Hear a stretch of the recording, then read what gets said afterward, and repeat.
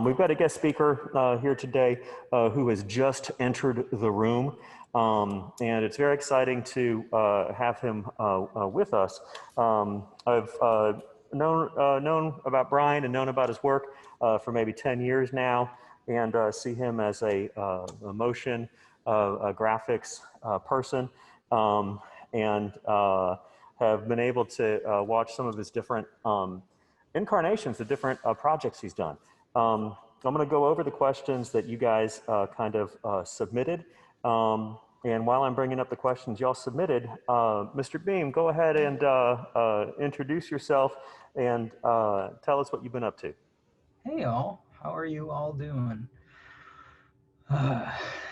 So my name's Brian. I am a motion designer and visual effects artist here in town. I've been here in Austin for about 11 years now. Phil and I first met working at South by Southwest. And so we had volunteered together, and that's been one of the probably like best. There are a lot of people that I know from like volunteering more than 10 years ago that are still in my life, and so it's amazing how sometimes those things can lead to other things. So I'm so happy to be here with you all today to talk a little bit about. I spent a number of years working at a company called Rooster Teeth, and now I've been freelancing back on my own for a couple of years, and I'm sure we'll show some work and some other stuff. And your teacher sent me some questions ahead of time, so I've had a chance to kind of think about some of the things that you want to ask, and really looking forward to hopefully having a conversation. So I can sit and talk your ear off, but I'm really happy to kind of give you guys the answers that you guys want to know as well.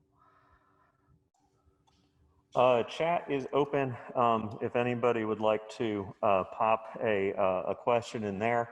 The first question I want to go with here is tell us kind of where you're sitting, because like what I see is it looks like you're either on an airplane or in an RV right now. So I'm curious as to what we're seeing right now. I guess technically it's a spaceship. Let me turn it off here. I put it on because even if my office isn't like super messy, it distracts me. Like there's a lot of visual clutter behind me, and so I started sort of defaulting to like putting this little like low-key spaceship bedroom up behind me, and it's just easier to look at. Like sometimes I'll spend some time in Dr. Strange's office. You know, this is always appropriate. But yeah, I just it's easier for me to not see all of my office sitting behind me. So Understood. From the top, we're going to take some of the beginning questions, which is I would ask him what animation software he uses and how long did it take you to get used to it? So I spend most of my time in Adobe After Effects. That's probably my I would say that I spend 75% of my day in there between After Effects and Photoshop and just the various Adobe apps for like making things and then bringing it into After Effects. And then I also use a lot of Cinema 4D. So those are kind of the two main animation programs I use. I've used some other things, but that's what it kind of mostly revolves around to. I keep thinking that maybe I'll add Blender back into my pipeline. As for how long it took me to get used to it, so I've been using Cinema for about 8 or 9 years now. And it took a little bit of getting used to. In fact, I had watched some people do things in it, but I had never done it. And I thought that I could get ramped up with it really quickly. And I was at a job, and I think I maybe oversold that I could get this done with the app. And I definitely jumped in way over my head. And we made the project launch, but I go back and I look at that project that I did, and it's just like, oh my god, it's on YouTube, but I won't share it because you shouldn't see it. It's really bad. But I feel like, one of the things that made it harder for me to ramp up in a lot of ways was just the amount of information that y'all have access to is so much more than it was when I first started using After Effects. Um, and not so much when I first started using Cinema, but like even there, like the amount of resources that are available now compared to when I was getting started are like just crazy. Um, there were no communities, or I mean, there's no way to easily talk to someone else about something else going on. And so, I sort of learned all of my After Effects stuff for the most part on my own. So it took a little longer to kind of ramp up that way. So thank you for that. So a little bit of the lay of the land. What we've got right now is I've got two students who are in person here on campus today. I got a couple students somewhat hiding out down in culinary. But when I returned to campus after leave last Monday, I'm kind of like, if it ain't broke, don't fix it, right? Mhm. So kind of going with the flow a little bit. But right now, we probably have, I could click on another screen here. We have 1, 2, 3, 4, 5, 6, 7, 8, 9, 10, 11, 12, 13, 14, 15. Okay, so we got about 15 students here right now. Among the students that are here, I've got a student who composes music. I have a complete range of students when it comes to art ability. Art ability. But I tend to be kind of easily entertained as their instructor.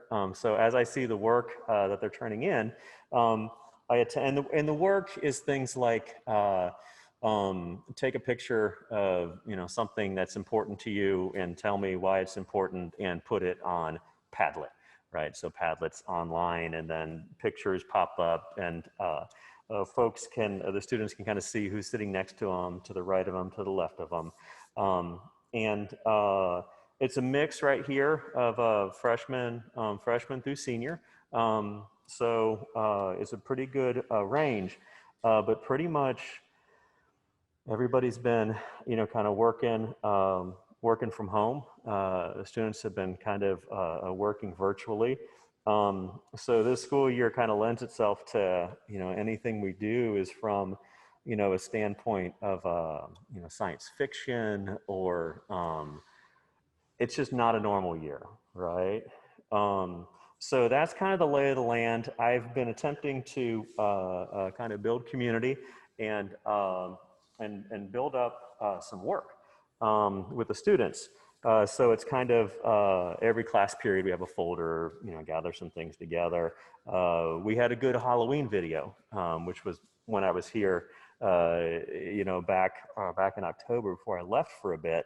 So that's a little bit in terms of the lay of the land. We've got time this school year. I think we can go through middle of May. It's kind of unclear about summer and what's happening. But that's a little bit in terms of kind of the students that are here right now. So if you, Brian, have a question for the students, let's go ahead and hear that question, and then we'll go back to the questions we have for you.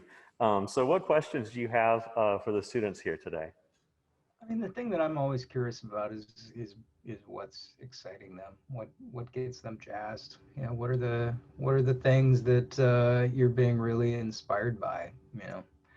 A lot of times I will have something that I see and that just sparks my brain and makes me start thinking about other things. So I'm really just always interested in hearing what people are getting excited about, what's making them feel more alive. I like that. I put that in chat. Does anybody want to unmute and take that one, or does anybody want to respond in chat? I'll take it. So what inspired me uh, is that like seeing other like people who I see edit, like artists, like Cole Bennett, who works for Lyrical Lemonade and stuff like that, inspired me to do, I guess, videos and edit stuff, for my own or for my friends who play sports and stuff. And it's just like a fun thing to see, and because they all like people I see, they all get better, do different things, and that inspired me to do different things also. So. I'm going to go ahead and make the call, Nigel, that I heard about 15% of what you said, sir. If Brian, what's your call on that one? Did you hear? I was listening as closely as I could. I don't know that I heard a lot of it. I heard Nigel talking. Nigel, if you can come back to us, type it in the chat. So the question is, what gets y'all jazzed? What inspires you? Somebody in chat says looking at other people's creations. Somebody else said Dragon Ball Z. That's why I'm here in this class. Yeah, I did a project a year or so ago, a bunch of GIFs for the UFC, and my client was like, they discovered that there's some crossover between people who like anime and people who like mixed martial arts, and so we did this series of GIFs that like took UFC fighters and applied anime graphics on top of it. It was very much Dragon Ball Z. Okay, yeah, that's what I thought I heard, Nigel. So seeing other people videos, edits, just Cole Bennett. Cool. I'm not familiar with Cole. I'll have to look them up. All right, so y'all can keep kind of responding. Hector just popped in here, says, I find inspiration in my lived experience. I like that. I can totally understand that. One of my last year during quarantine, I'm still in the process of finishing the thing that sort of set up the thing, but I needed a new reel, and I decided I'm always sort of kind of trying to find some dumb joke that the whole thing revolves around, and so I decided that I was going to record a rap. I was going to rap as part of my new reel, and it's a music video that I've been working on. I can show you a little in a second, but that didn't turn out horribly when I recorded it, and sort of ended up inspiring me to record a whole bunch of other music. And so I did not expect to start rapping last year, but a lot of that came from lived experiences, Hector. It was sort of kind of processing the last 10 years of my life, which have had a lot of pretty major changes. So I would like to take this opportunity to quote Hector Martinez in one of his musical pieces from September. And in that musical piece, he said, and I quote, he found a rat in the drain. So I know there's sometimes in music and art, there's things that actually happen. And then there's some other things that are kind of the persona kind of, or the brand. But I think rap as a music genre kind of lends itself lots of times to different audiences. So by different audiences, what I mean by that is it appropriate? Is it appropriate for school? What is the performer's kind of intention? But we've used a little thing called Flocabulary a handful of times here, and Flocabulary will give you the week in rap. So we get the week in rap, and it's some different recent events, some vocabulary words, a couple exercises to draw and things like that. But I find that activity kind of fun. yeah, music has been the area where I've probably, it's the thing that I probably consider more of my hobby than what I do. But a lot of the work that I do as a professional, it's mixed multimedia, and so it's sort of, the music a lot of times feeds into what I'm thinking about design. I don't know if y'all have heard about something called synesthesia. I don't have it, but it's this, some people can, like, they've got some wires mixed up in their brain, and they can like taste colors, or they visualize sound.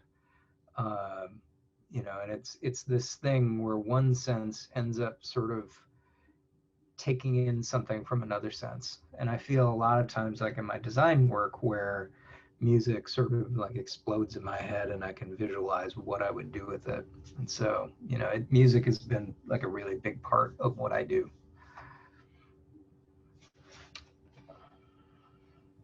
That's great. I just put in something in chat. So when Jimi Hendrix would ask for a little bit more purple or a little bit more green in the audio mix.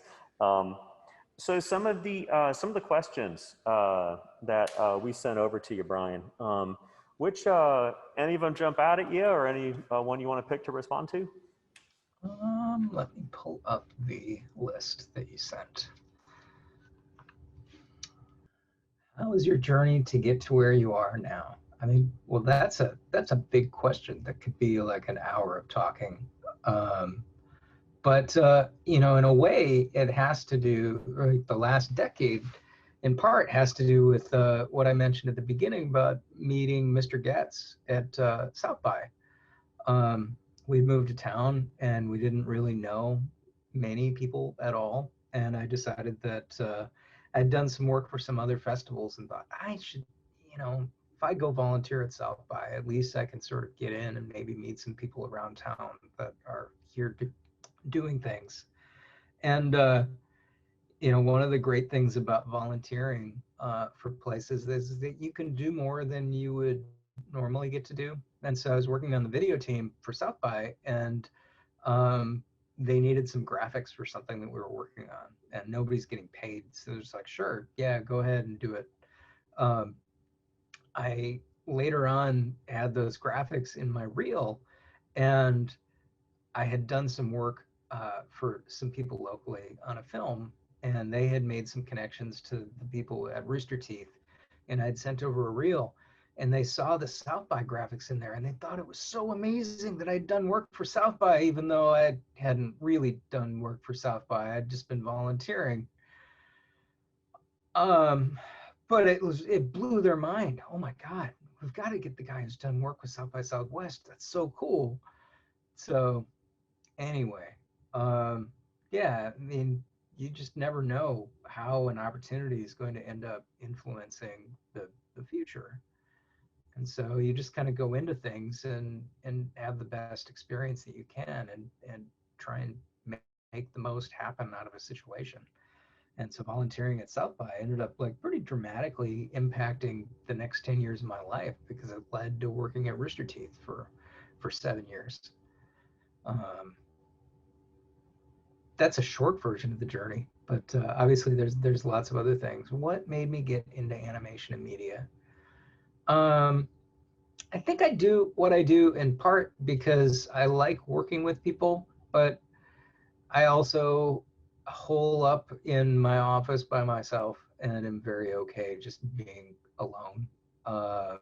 And that's something that animation really does well, I guess. Not that it's not a team effort when you're on a big animation project, but I'm used to doing things on my own. And so, you know, animation is a little easier to do that than like filmmaking specifically. Although, you know, I do a lot of visual effects work for film and some title sequences. How about kind of a little bit of a follow-up to that one? I've in my 3 years of teaching high school audio video, it's a pre-COVID. There's a lot of stuff happening. There's a lot of stuff happening. A lot of stuff happening at the same time. Students coming into the classroom, exiting the classroom, headphones. People on iMacs. Some people on their phones doing their work. I've been trying to think of the things in the classroom that require some uninterrupted focus, And I've really only been able to come up with two things. And those two things, you know, that are kind of like independent, you're working on it by yourself, is editing. So editing video, where you're kind of looking through the rhythm of something, and how a video is coming together takes focus. And the second thing is composing music. So getting in the zone, kind of creating music. But I don't know if that really feeds into personality types with, kind of introvert, extrovert, and how that really connects to getting stuff done and making stuff, right? So making stuff and environment. But would you say, that there's different types of work that you would do, or what does focus kind of look like to you? Is it based kind of on the part of the project you're in, or what are the different kind of modes that you're in when you're kind of working throughout the day? Well, I guess some of this has to be prefaced that I'm like 2 years into having been diagnosed with ADHD, and I didn't know until my mid 40s that that I had attention deficit disorder, and that has been very illuminating in a lot of ways for understanding focus and how I focus on things. And I think one of the reasons that I work in a room by myself a lot of the time is because it helps me to be able to sort of stay on task, because I know that when my kids were here during the first part of quarantine last year, and everyone is in the house, it's very difficult to be able to sit down and focus. So, I've been on some medication for that, and that helps a lot. But, there's also just a lot of like coping skills that I've learned, like how to, manage ADHD. And so, when you're talking about focus, like everything has to sort of be seen through the prism of that. It's just like I inadvertently didn't know that, before I knew, and actually this translates into, my my journey as well, is just I ended up sort of burning out at my last job, in part because of the ADHD coping. Is that I would sit at my desk until I could make the gears turn. And so if that meant that I was at my office until 2 a.m, that's what it meant. I would just sit there until it was done. So, I would kind of brute force things, which is not the healthiest way to go about solving a creative strategy, but I didn't know. And so it was sort of one of those things where I ended up transitioning out of that job. Everyone, my managers and some other, like, we made an agreement after the company had been sold to AT&T, and there's a whole bunch of transitions happening.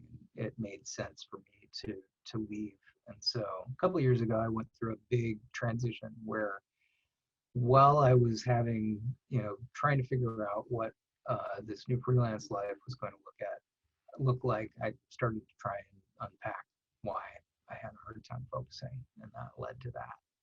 I don't know if that, Anastasia, welcome to the tribe. Yeah, it's motivation can be different. Like, so I have times where, ADHD, they talk about this thing called hyperfocus. And I can go into these phases where it's not unusual for me to like sit and be completely heads down, and the world like sort of completely disappears. And other times, and there's healthy versions of that, unhealthy versions of that. But like in the healthy way, like there can be times where I can like just disappear into a project. And I think that's actually been one of the ways that I've been successful in my career, even before I had gotten a diagnosis, was because I was able to kind of, when the pedal hit the metal, I was able to kind of buckle down and just work until I was done. But yeah, I don't know exactly if that sort of gets at what you were asking about focus. Yeah, absolutely. And I think that lists help. I try to make lists. Not always good about making lists, but I like that you've, kind of prefaced it through kind of the, prism of life. I mean, and, kind of how you experience things, because I think it's very similar kind of in the classroom. So kind of seeing how things were, if we just look at, kind of last spring, where things were, it was just kind of like COVID outbreak. Our students okay? Our students okay? Um, does the student have access to any technology? Any ability to have internet access? And then it was just kind of like, keep an eye on the district website. Keep an eye on the district website. And at that point, it was kind of like, okay, so the way this is going to go is I might have a 5-minute interaction once a week with a student where we can, kind of go back and forth and talk about how things are how things are going in school, and just kind of be human about it, because there's really no no way to tell kind of how somebody's doing, where they're at, and you don't want to make things worse. So I, as an instructor, want to help and do what I can where I can. It's attendance time. I'm going to take attendance. So there's a comment in here says, I've gotten what I think is kind of like hyper focus, but for a few days to a week straight, then I just want to drop what I was focusing on. yeah, What do you think about that, Brian?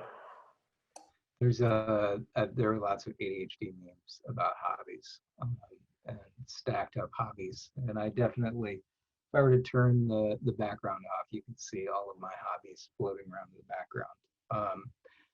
Going back to what Hector was sort of mentioning about music, I think one of the things that's helped me a little bit is that there are enough different things going on in the types of music that I do as part of my side projects, that I'm able to sort of, as my attention wanders, it wanders towards some of the other things that I'm doing. And so at least there's always sort of something productive that I'm kind of hacking away at a little bit.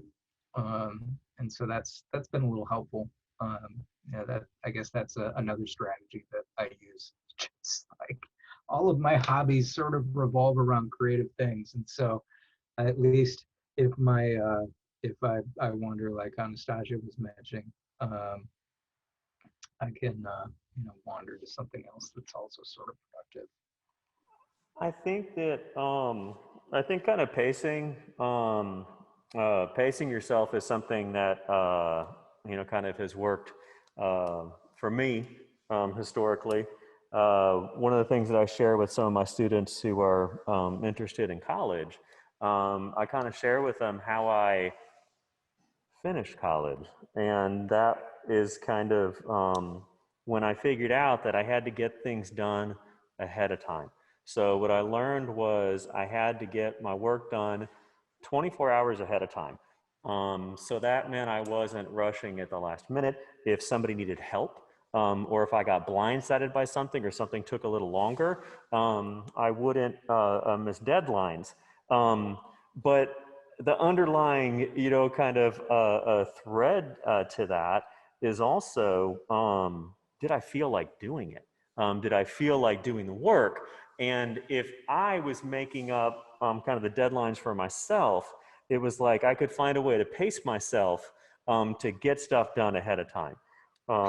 So that's something I'll share with kind of my students, kind of looking at college, because there are ways to do different tasks or different types of work, despite any ADHD or different kind of things like that.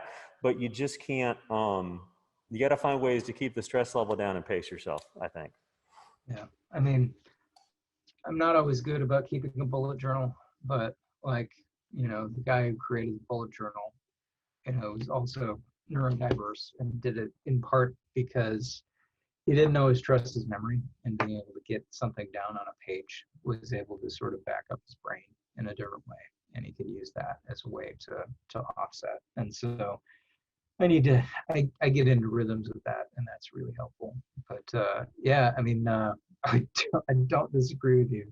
That was not always the way things worked for me in college. But I also didn't quite finish. I've got an Associate of Arts in Broadcast Communications, and then I was working on a double major in marketing and graphic design with a minor in religion, and I was active in the honors department. So I was also working, and my company relocated me, and so I never quite finished. Um, but yeah. So my credits are all over the place, but I can understand. I've never been good about having something done 24 hours ahead of time. I feel like I'm always working up to the deadline.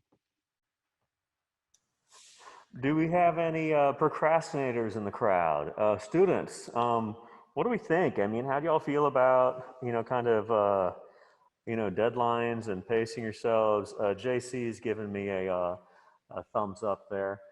So JC feels positive about everything we're saying. Share with us, JC, how are you doing today? I'm doing good, mister. Tell us about your creativity process and how it has changed during COVID.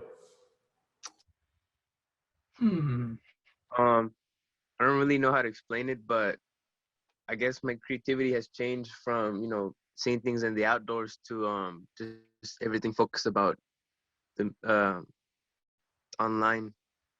Since we can't go out and stuff and explore and like see what the world inspires us to do, I guess we just look at everything online and see what we can work with.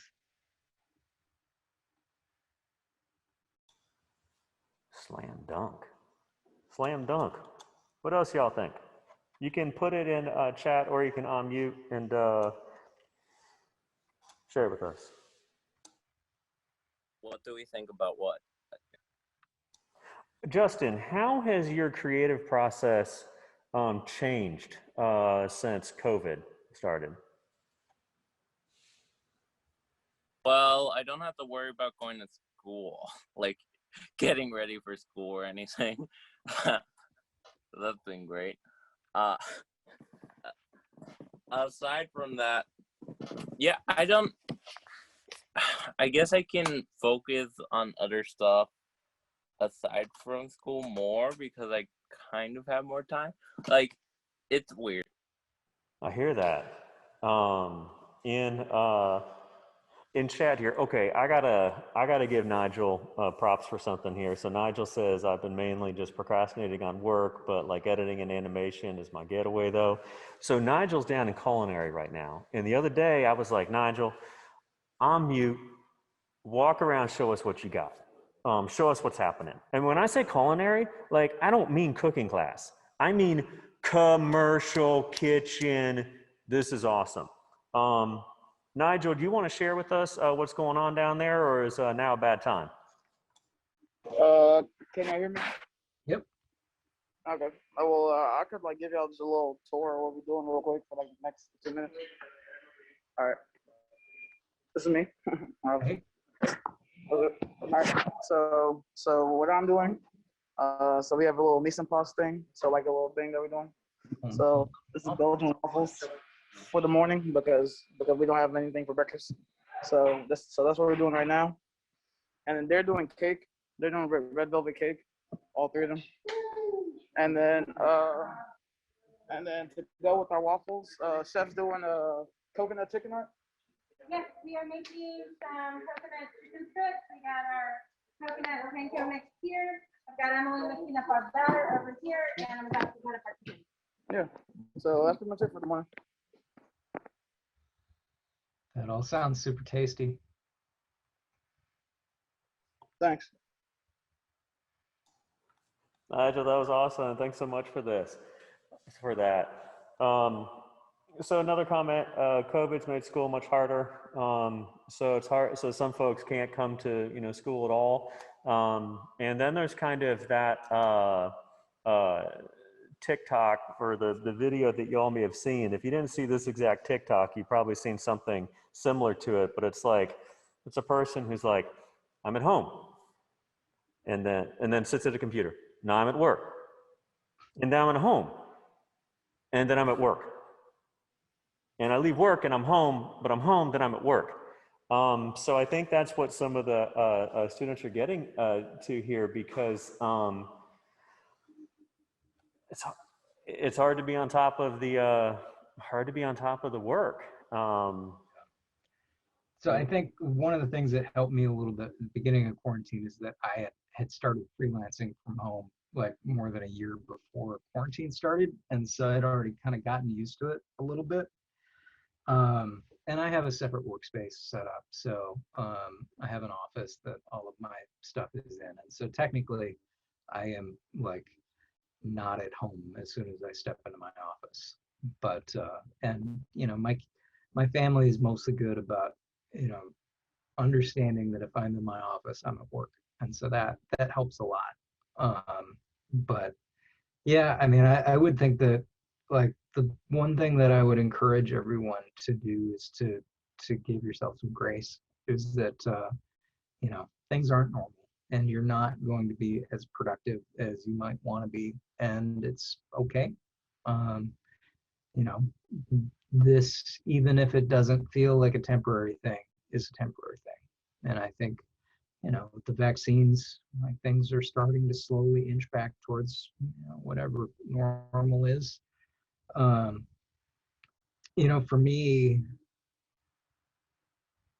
I had heard someone say something at one point in terms of goal setting. When you think about what your goal is, divide it in half, and then that is actually probably your goal. And so making a goal that is as small as possible helps. As I've been working on my music, I had this idea that I was going to release an album last year, and that was going to be a lot of work. And I backed it down to, okay, let's get the next single done. Let's get the next single out into the world. And that helped a lot, kind of breaking it down, not trying to do 8 things, trying to do the one thing, get the one thing done and then get the next thing done. Even with my like streetwear side project, my No System project, one of the nice things about that is that most of those projects are small. And so, it's an overarching thing, but the individual parts are smaller.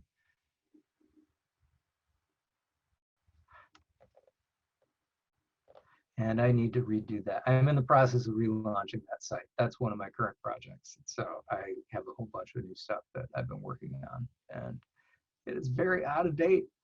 I also need to, I've got a lot of new stuff that I've been working on getting out into the world. So apologies for the slightly unupdated website. How are we looking on the questions we sent over, Brian? Did we pound through quite a few of them, or what else jumps out at you from what we submitted? Let's see. I have a small question to ask. Yeah, Justin, what's up? So would you say that putting up a workspace helped you do more work or be more efficient, or what? It certainly makes me feel like I'm, I think having some sort of space that feels separate definitely helps me to feel like I'm at work. If you're going to school in your dining room, it's very hard to not feel like you're in your dining room. One of the things that's also been really helpful is I have a co-working group that I work with. And I don't know if you all have access to a virtual study hall or something with what's going on right now, but we'll have these things where we just log into a Zoom room and it's not a meeting. We just sit and work together. And we're working on our own things, but having other people in the room, even if you're not working together, oh my God, it's helped so much in the last year of just feeling like you're sort of with other people. And it definitely helps there's that like sort of social peer pressure that you said, this is what I'm going to work on for the next, I don't know if y'all heard the term Pomodoro, but it came from this person who had a little clock that looked like a tomato, because Pomodoro means tomato. And so they would set a timer for 20 minutes and you just work heads down for 20 minutes, then you take a break. And so that's the way the study hall is set up, is you say what you're going to work on and then you work for 20 minutes or 50 minutes if it's a focus session, and then you come up and you say what you got done.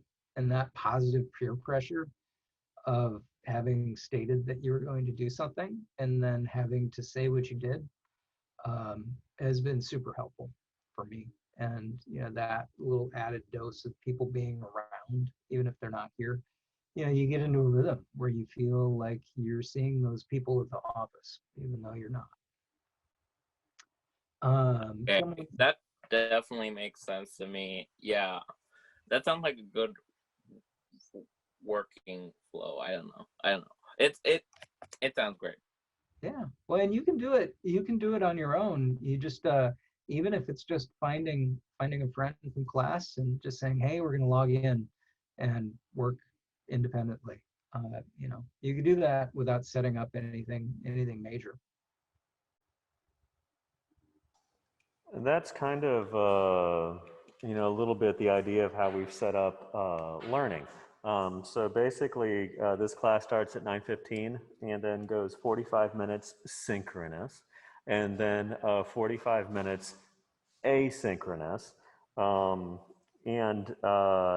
So that provides a little bit of time, kind of the I do, you do, we do, where it's Mr. Gets, I do, presents something and we work a little bit together, and then it flips over to a you do type of thing. So we've been on here for using Brian's time for about 40 minutes here. Does anybody have any closing questions for him today? And I'll pop over to my screen before I go, just so I can actually show some works. Okay, let's see. What do I have to show? Actually, it's called it's the Canadian version of Big Brother. So I will pull that up on YouTube.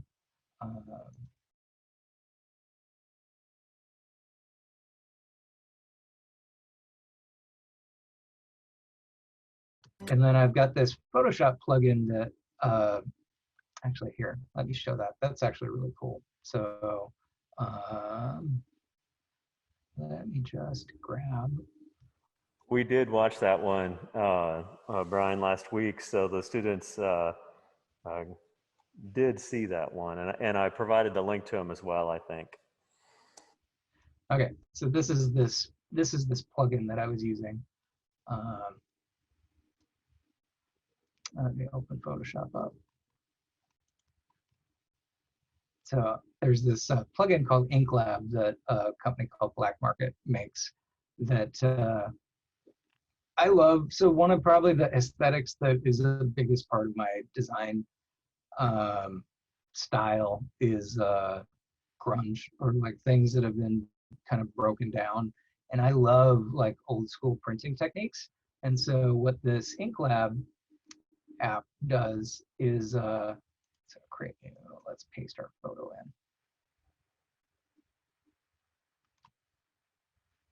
in. Is if I open it up,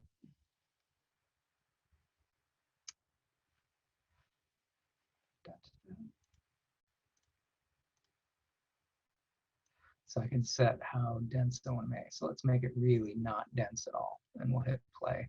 And now it's going to go in and it's going to convert this into what looks like a really old school photo. And so I ended up like on this, going in and taking like each individual frame and, you know, processing it in different ways so that I could create that kind of animated feel. Just using different modes, and then it's got all of the different colors kind of separated in here, so I can go in and, you know, offset one of the colors. And so step by step, I just kind of marched through, you know, this open where I really like. Here, let's see if I can get momentum back. This.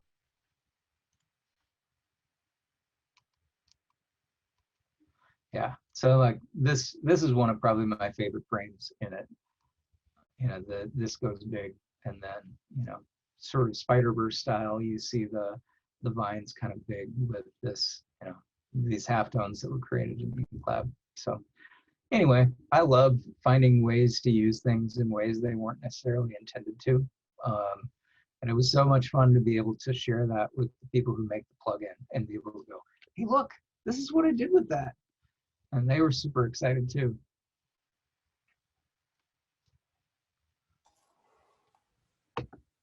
But let's see. Actually, let me open up one last thing, and then I'll show you the really stupid reel that I've been working on, my music video. So it's not done yet, but since I've had a couple of days to kind of, you know, clear my head after being really heads down. That project was like 7 days a week for a month. It was a very heavy lift for one person to do kind of all of the visual effects side of that open. And so I was very, very, that's one of the things that I like about my job is that, you know, when I'm done, I get a little bit of a break until I start the next thing. And so that really kind of allows me to be able to be a little bit okay with things being unbalanced, because, you know, I kind of clean it up on the other side. Okay, I'm going to share my screen one last time.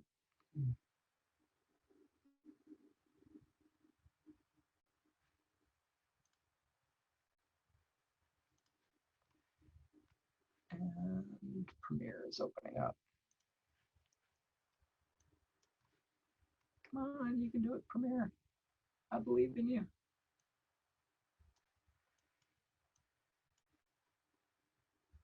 Okay, so this is so what I've been doing is I'd shot this last summer, and I did all of the green screen and cleanup, and I've been in the process of getting the 3D set up, because I'm doing sort of virtual backgrounds for everything.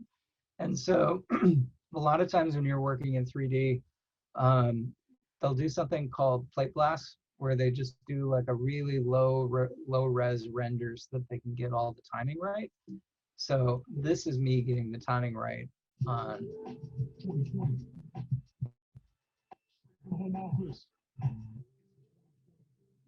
So it will look better when it's done.